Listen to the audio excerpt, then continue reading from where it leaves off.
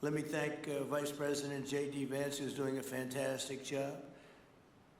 Secretary of State Marco Rubio, likewise a fantastic job. I have good people. I like them better than my first group. But we had a great, despite that, we had a great first term. We had some great people there too, by the way. But we had a great first term. We had the greatest economy in the history of our country in the first term, but this is blowing it away. And you haven't seen anything yet. Everyone's been shocked by the numbers, 5.4% GDP. And that's despite the fact that we were badly hurt by the Democrat shutdown, of which they'd like to see if they could shut it down again.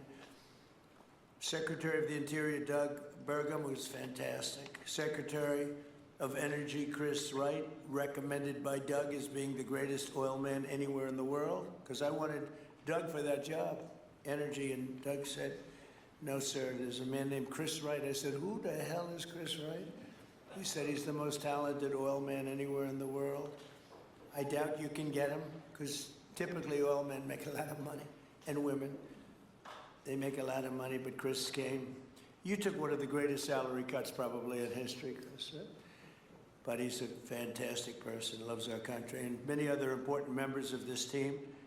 And I want to thank them for their efforts. As you know, last week, the United States Armed Forces performed one of the most spectacular military operations in American history, apprehending the outlaw dictator Nicolas Maduro for his crimes against the United States, crimes for which he has now been indicted and is in federal court awaiting trial. And he killed many people, millions of people, actually, and allowed jails, prisons, mental institutions, insane asylums, drug dealers, drug addicts to pour into our country totally unchecked because of Sleepy Joe Biden's policy of open borders, the stupidest thing I've ever seen. We're getting them all out. The departure of Maduro makes it possible an incredible future for both nations, Venezuela and the United States, in which we will more closely integrate the economies of two major energy powers in the Western Hemisphere. Energy coming out of Venezuela was very small. One of the things the United States gets out of this will be even lower energy prices. We have people now getting gasoline for $1.99, $1.96, $1.95, $1.92 yesterday, somebody. And it used to be $3.50, $4, $5 a gallon. Think of that, $1.99. Decades ago, the United States built Venezuela's oil industry at tremendous expense with American skill, technology, know-how, and dollars. But those assets were stolen from us, and we had presidents who did nothing about it. This president is much different than your other presidents. They did nothing about it. They stole it. Some of the people in this room were a little bit younger when that happened, but not that much younger. It wasn't that long ago. But they stole our assets like we were babies, and the United States did absolutely nothing about it. So now we're doing everything about it. Now we're doing 500% about it, but it's a long time after the act took place. So they stole from us, and it was taken by socialists and communists at the time, and Venezuela was going bad, really bad. And as much oil as they have, they're producing almost nothing, which is just a system. So we're really, if you look at it, we're taking back what was taken from us.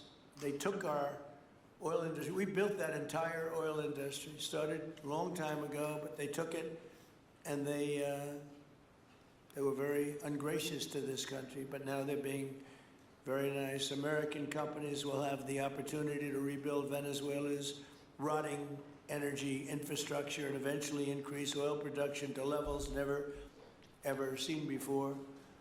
When you add Venezuela and the United States together, we have 55% of the oil in the world.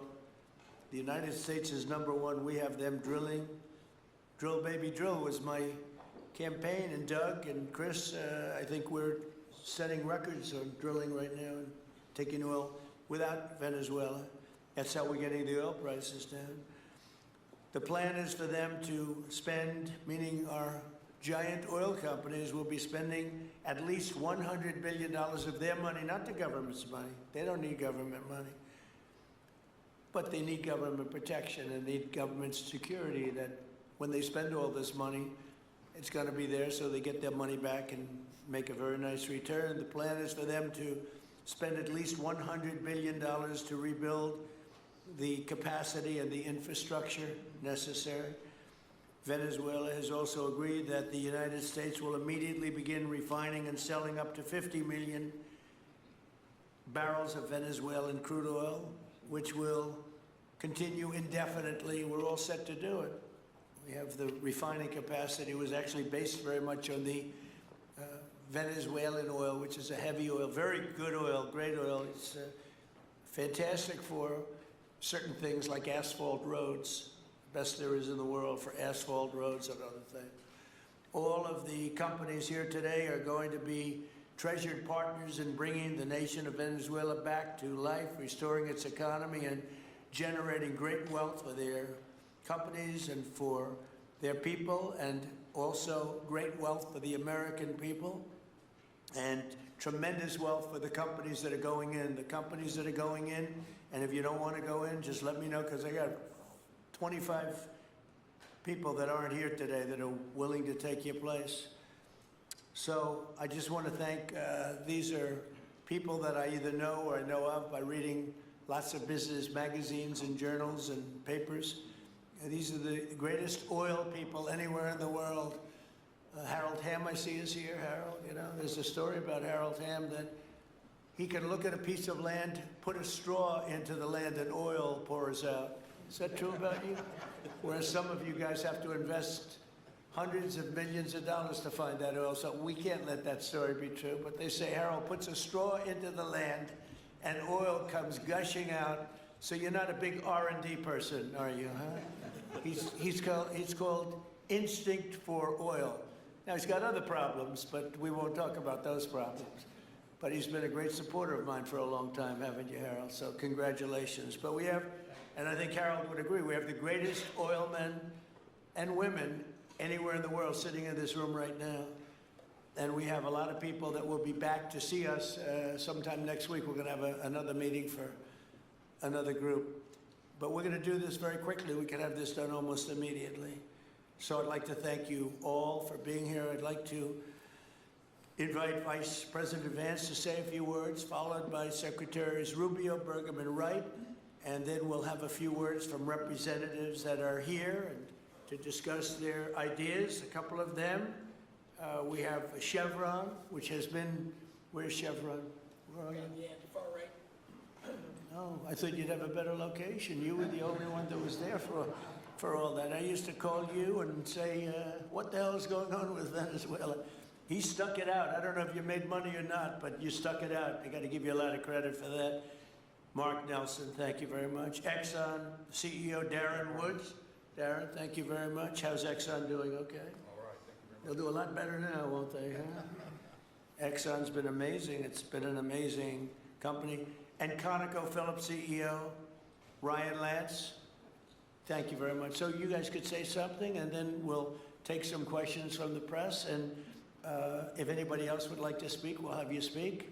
We have all the time in the world. This is a big subject. This is massive wealth, and more importantly than massive wealth, it leads to lower taxes and a lot of jobs for Americans and for Venezuelans, but for Americans in this case. And I just, again, appreciate you all being here. And I'd like to ask JD to say a few words, please. Thank you. Thank you, Mr. President. Thanks to everybody for being here. You know, as a Marine Corps veteran for my entire lifetime, presidents, and let's be honest, they were Democrats and Republicans, would send the American military to far-off places. They would get us involved in these endless quagmires. They would lose hundreds or thousands of American lives, and the American people would get nothing out of these misadventures. And now you have an American president who's empowered the American military to stop the flow of drugs into our country and to ensure that we, as opposed to our adversaries, control one of the great energy reserves that exist anywhere in the entire world. And he did it without losing a single American life in the process. It was an amazing operation. It's going to make our country richer. It's going to make our country more powerful. It's going to make our country